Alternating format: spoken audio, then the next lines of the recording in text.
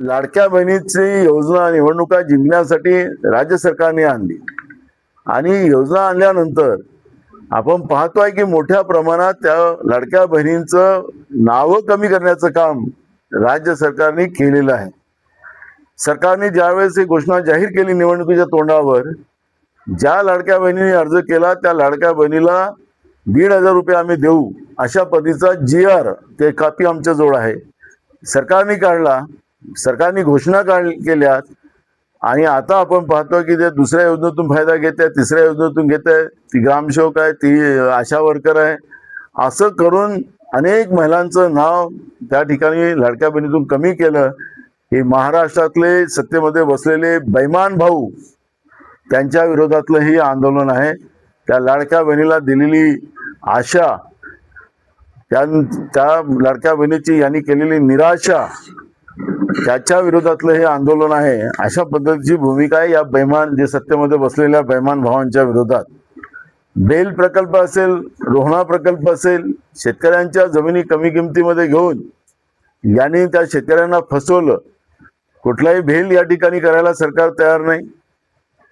रोहण्याचंही त्या ठिकाणी power plant येणार होता, तोही त्या ठिकाणी होऊ शकला नाही आणि त्याच्यामुळे या शेतकऱ्यांच्या जमिनी त्याच शेतकऱ्यांना वापस केल्या पाहिजेत. नाहीतर सरकारने तातडीनं त्या ठिकाणी भेल आणि रोहण्यामधलं पॉवर प्लांट त्या ठिकाणी सुरू करावा, अशा पद्धतीची भूमिका या निमित्तानं आम्ही करतो आहे.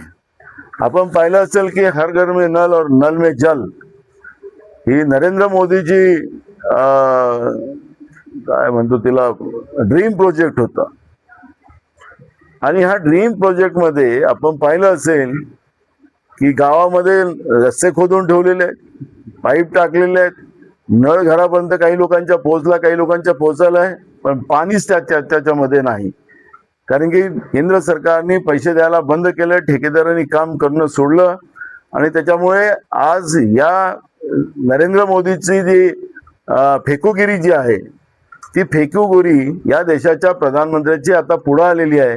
आणि म्हणून ह्या गावागावातल्या ज्या नळ योजना आज बंद पडलेल्या आहेत, त्याला राज्य आणि केंद्र, हे डबल इंजिनचं सरकार आहे, हे संपूर्ण फेल झालेलं आहे, हेच त्याच्यातून निदर्शनास येतं. आणि म्हणून तातडीनं या नळ योजना सुरू करण्याच्या दृष्टिकोनातला त्या ठिकाणी प्रयत्न झाला पाहिजे. अशा विविध मागण्या घेऊन आपल्याला लक्षात असेल की 2014च्या पहिले आमचं जेव्हा काँग्रेसचं सरकार होतं, तर आम्ही धान या सगळ्या विषयीला कुठलंही लिमिट नव्हतं.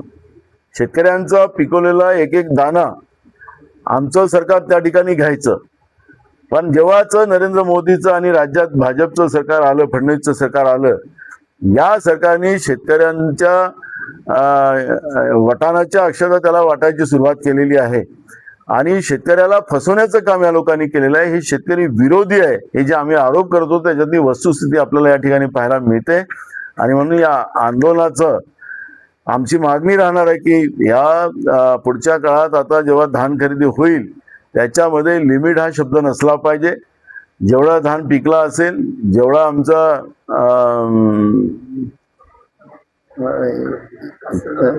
हे आपले जेवढं आमचं उत्पादन जेवढं होणार त्याला उत्पादन सरसकट घेतलं पाहिजे, अशी भूमिका आमची राहणार आहे. आणि त्याच्यामुळे सरकारने आमच्या मागण्या पूर्ण कराव्यात. अन्यथा अडचणीत आलेला शेतकरी, त्याला जगणं मुश्किल झालेलं आहे आणि म्हणून सरकारला एक खुलं आव्हान आम्ही या ठिकाणी केलेलं आहे. आणि म्हणून या ठिकाणी सरकारने स्वतः येऊन या सगळ्या प्रश्नाची नोंद घेऊन हे आमचे प्रश्न सोडवावे.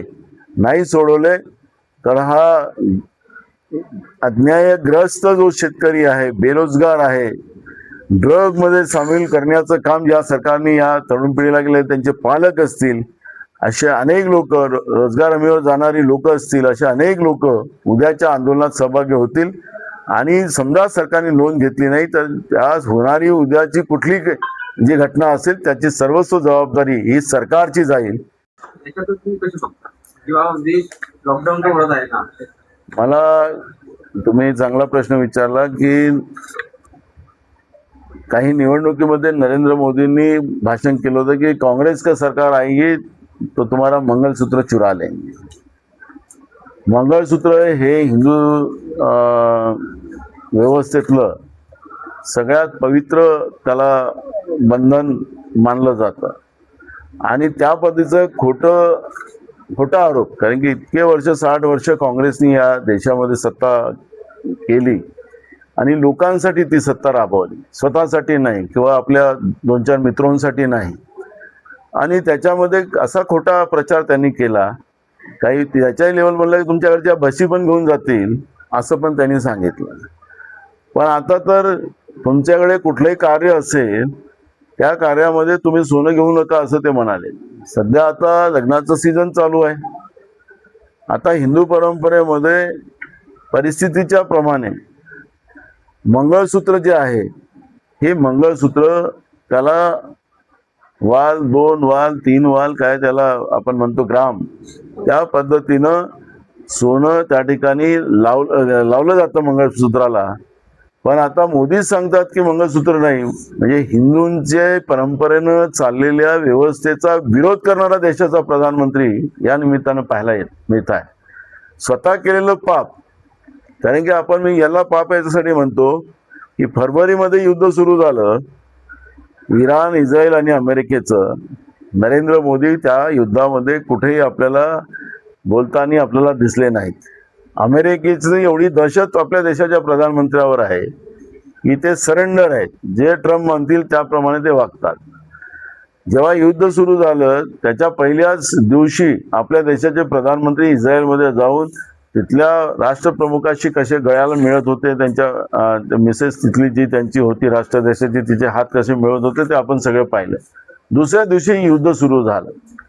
पण हे सगळं झाल्यानंतर जो परंपरागत इराण देश आमचा मित्र होता, आमच्या अडचणीच्या काळामध्ये त्यांनी इराणने आम्हाला मदत केली, त्या इराणला वाळीत टाकण्याचं काम भारताने केलं असं चित्र आपण पाहतोय. आणि इराण आम्हाला डिझेल, पेट्रोल, गॅस या सगळ्या गोष्टी पुरवण्यामध्ये आणि कमी दरामध्ये पुरवण्याचं काम, कधी कधी उधारीवर देण्याचं काम अनेकदा इराणने आपल्याला केलेलं आहे आणि त्या पद्धतीची मैत्री त्यांनी आपल्याशी जोपासलेली आहे.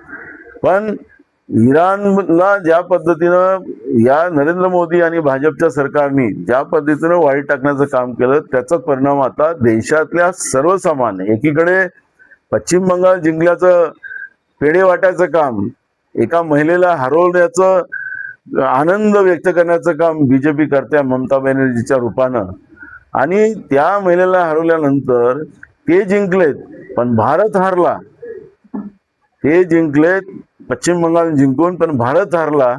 आणि भारत हारल्यामुळे भारताच्या लोकांना आता त्यांना आता पूर्वकाळाप्रमाणे आता बैलबंडीनं जावं लागेल, सायकलनं जावं लागेल. आता तर आपल्या राज्याचे मुख्यमंत्री रील बनवतात आहेत, मोटरसायकलवर फिरून दाखवतात आहेत, पण हेल्मेट काढता आलं नाही त्यांना वेळेवर.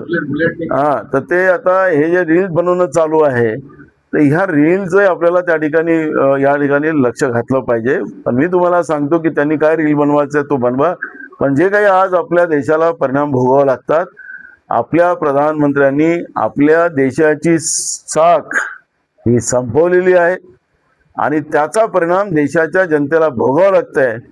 लग्नामध्ये सुद्धा आता मंगळसूत्र आपल्याला साधं, ते कोणी कितीही गरीब असो, 2 हातावर कमवणारे खाणारे असेल तरी तो थोडंसं ना थोडं सोनं त्या मंगळसूत्राला लावून त्या एका पवित्र बंधनाचं ते पालन करणारा हिंदू समाज आता त्याच्यातूनही वंचित राहणार आहे, अशी परिस्थिती आपल्याला पाहायला मिळते.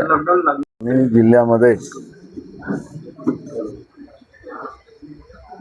विविध प्रश्न सरकारच्या नाकर्तेपणामुळे जे निर्माण झाले,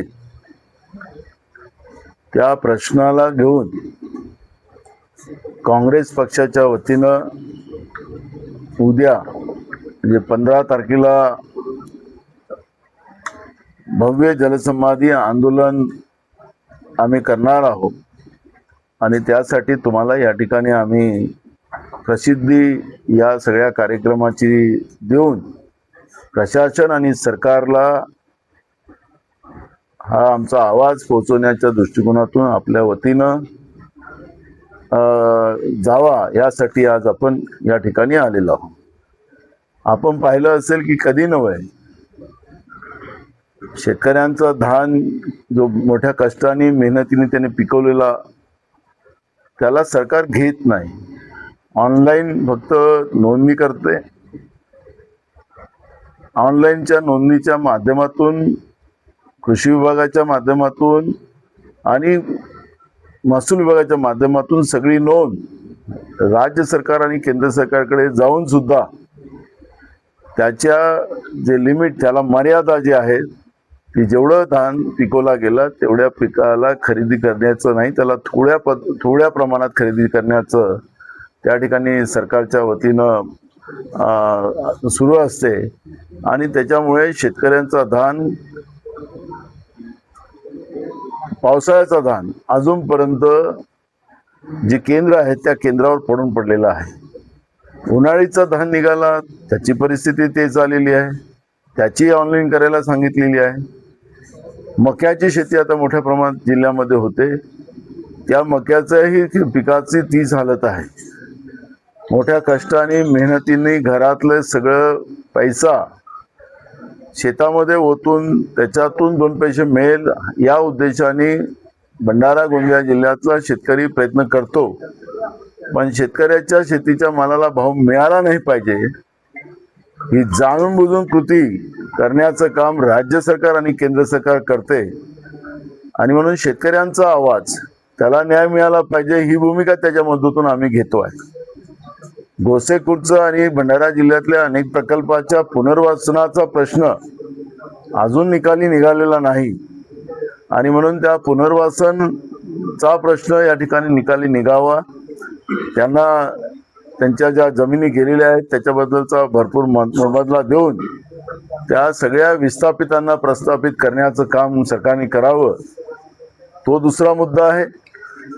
रोजगार हमी, जे काँग्रेसने सुरू केलेली योजना होती, त्याला महात्मा गांधी रोजगार हमी योजना म्हणून, ती योजना नरेंद्र मोदीच्या सरकारने आता बंद केलेली आहे. नवीन योजना आणलेली आहे आणि त्या योजनेच्या माध्यमातून लोकसभेमध्ये देशाच्या प्रधानमंत्र्यांनी सांगितलं की आम्ही 125 दिवस काम देणार. आपण या वर्षाला पाहिलं असेल की त्या प्रधानमंत्र्यांची घोषणा ही फोल ठरली. 1 दिवसाचं काम सुद्धा आमच्या भंडारा गोंदिया जिल्ह्यातल्या कामगारांना, कष्टाळू लोकांना दिलेलं नाही. आणि मग तेही काही ठिकाणी सुरू केलं तर ते ऑनलाईन पद्धतीनं त्याची नोंदणी करायची, त्याचं फेस रीडिंग करायचं, तेही सुद्धा नेटमध्ये होत नाही. आणि म्हणून मजुरांमध्ये मोठ्या प्रमाणात रोष आणि पर्यायानं गावातल्या ग्रामपंचायतच्या सरपंचाला त्या ठिकाणी शिवा खावा लागते, ग्रामपंचायतच्या बॉडीला शिवा खावा लागते, अशी परिस्थिती त्या ठिकाणी निर्माण झालेली आहे. म्हणजे आपसामध्ये भांडण होण्याचं हे प्रयत्न, लोकप्रतिनिधीच्या बद्दल मजुरांमधला वाद निर्माण करण्याचा प्रयत्न नरेंद्र मोदीच्या सरकारने केला गेला असं म्हटलं तर ते वावगं ठरणार नाही, अशी परिस्थिती झालेली आहे. म्हणून हाही मुद्दा त्या ठिकाणी प्रामुख्यानं आम्ही घेतलेला आहे. पुराव्यांनी नुसता आरोप नाही केला, हे वस्तुस्थिती आहे की ज्यावेळेस पहलगाममध्ये 26 आमच्या देशातल्या तरुण मुलांना त्या ठिकाणी आतंकवाद्यांनी मारलं आणि आमच्या बहिणींना विधवा केलं, त्यांच्या कपाळाचं कुंकू पुसल्या गेलं, ते हृदयद्रायक चित्र जे होतं ते आपण देशाने जगाने पाहिलं. त्यावेळेस विरोधी पक्ष नेते राहुल गांधीजींनी त्या ठिकाणी सांगितलं नरेंद्र मोदींच्या बरोबर आम्ही आहोत, पण आता पाकिस्तानला धडा आपण शिकवला पाहिजे अशी भूमिका घेतली आणि त्यांना फ्री राईट दिला. त्याच्यात या घटनेमध्ये काही बोलायचं नाही, आम्ही देशाच्या सरकारच्या बरोबर आहोत अशा पद्धतीची भूमिका पूर्ण देशामध्ये झाली. ऑपरेशन सिंदूर सुरू झालं, पण विदेश मंत्री जे आहेत जयशंकर, ते सांगतात की आम्ही जिथं बॉम्ब हल्ला करणार होतो तिथं आम्ही पहिलेच पाकिस्तानला कळवलेलं होतं की इथे आम्ही करणार आहोत, तिथून तुमचे लोक बाजूला करा. हे कोणी सांगितलं? केंद्र सरकारमधले विदेश मंत्री जयशंकरनी सांगितलं. आता हे म्हणतात की आम्ही त्यांना धडा शिकवला, पण ट्रम्प सांगतोय 90दा त्यांनी ट्रम्पनी सांगितलेलं आहे, 90दा, एकदा नाही. जिथं जिथं वेळ मिळाली अमेरिकेच्या राष्ट्राध्यक्षाला की सीज फायर म्हणजे युद्धविराम पाकिस्तान आणि भारताचं मी करवलेलं आहे हे सांगतात. आणि म्हणून राहुल गांधींनी सांगितलं, लोकसभेमध्ये सांगितलं की तुम्ही एकदा बोला की मी ट्रम्पने नाही युद्ध बंद केलं, मी केलं, हे एवढंच तुम्ही बोला. पण नरेंद्र मोदी लोकसभेमधून पळ काढतात असं चित्र आपण पाहिलेलं आहे. त्यामुळे ट्रम्पच्या बद्दलचा एक शब्द बोलायला त्याची भीती एप्स्टेन फ्लाईटची आहे की कशाची भीती आहे हे आपल्याला आता नाही सांगता येणार. पण मूळ भाग असा आहे की का ट्रम्पच्या प्रश्नाला जर ट्रम्प काही आपल्या देशावर आरोप करतात त्यावेळेस त्याला उत्तर देण्याचं काम का केलं जात नाही. त्यांनी तर त्याच्या पलीकडे जाऊन सांगितलं भारत हे नरकाचं द्वार आहे. हे कोणी बोललं? ट्रम्पनी बोलला. पण त्यावेळेस देशाच्या प्रधानमंत्र्यांची 56 इंचीचा सीना कुठे गेला होता? त्यावेळेस का नाही त्याला तसं उत्तर दिलं?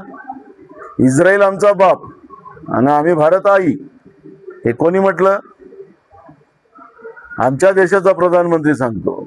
आणि म्हणून आम्हाला काही पुरावा काही नाही, आम्ही आरोप नाही करत आहोत. हे तुम्हाला त्यांनी बोललेल्या सगळ्या गोष्टी सांगतोय, रिपीट करतोय, लोक विसरतात म्हणून सांगतोय.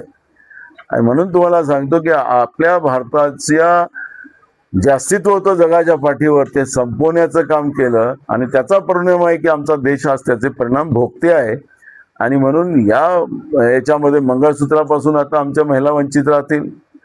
आम्हाला आता डिझेल पेट्रोल मिळालं नाही तर शेती कशी करायची तो एक प्रश्न आता शेतीचा हंगाम आलेला आहे.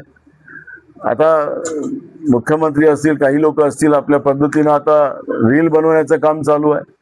पण हे किती दिवस करणार आहेत ते आपल्याला कळेल.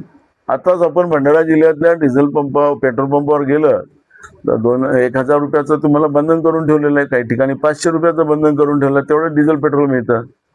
त्यामुळे ही जी परिस्थिती आहे ही परिस्थिती उडवून घेण्याचं पाप कोणी केलं असेल तर भारतीय जनता पार्टीचं केंद्रातलं असलेलं सरकार आणि हे राज्यातलं 2 इंजिनचं सरकार, हे दोन्ही इंजिन फेल झालेले आहेत आणि त्याचे परिणाम जनतेला भोगावे लागतात. मध्ये त्यांनी 54 विदेश दौरे केले आणि 60 कोटींपेक्षा अधिकचा खर्च झाला. हा खर्च म्हणजे फंडिंग कोणी केली असा प्रश्न संबित पात्रांनी उपस्थित केला आहे. असं आहे, नरेंद्र मोदीचं पाप लपवण्यासाठी भाजप काही आपले या पद्धतीचे माणसं भुकायला लावते आणि ते भुकत राहतात. त्याचं फार गांभीर्याने घेऊ नका. आता 60 कोटीचा आकडा कुठून आणला त्यांनी? नरेंद्र मोदी 80,000 कोटीचं विमान घेऊन फिरत आहे. 80,000 कोटीचं विमान आहे. एवढं मोठं विमान काय गरज होती त्याला घ्यायची? काय गरज होती? देशावर कर्ज आहे. किती पटीनं कर्ज केलं ते आपल्याला सगळ्यांना माहिती आहे. म्हणजे काँग्रेस 2014 पर्यंत देशावर 45,000 कोटीचं कर्ज होतं. आता याने 10 पटीनं वाढवून टाकलं मोदींनी. ते काय केलं? तो विमान घेतलेत, मिनिटाला कपडे बदलवायची व्यवस्था केल्यात, चष्मा आपला 10 लाखाचा घ्यायला सांगितलं, पेन 5 लाखाचा घ्यायला सांगितलं. हे त्याने विचारा, त्यांना संदीप पात्राला सांगा की आमचा सल्ला आहे की त्यांनी पहिले मोदींवरच्या खर्चाचा पहिले आढावा देशाला जनतेला द्यावा आणि त्या देशामध्ये जाऊन जनतेच्या पैशांनी जाऊन त्या देशामध्ये जाऊन भारतासाठी काय केलं याची माहिती पहिले त्यांनी सांगावं. त्या आपल्या मित्राला कॉन्ट्रॅक्ट भेटून दिला, त्या देशासाठी काही करार केले की त्याचा उपयोग आम्हाला झाला. तर म्हणून संदीप पात्राला आमचा सल्ला असा आहे की तुम्ही या अशा हवेत वार करू नका. जी वस्तुस्थिती आहे ती मांडा आणि आता काही दिवस थांबा. लोकांमध्ये उद्रेक सुरू झालेला आहे. बेईमानीनं आणलेली सरकार याच्यावर लोकांचाच आता दबाव सुरू होणार आहे असं चित्र पूर्ण देशभरात आहे. पंतप्रधानांच्या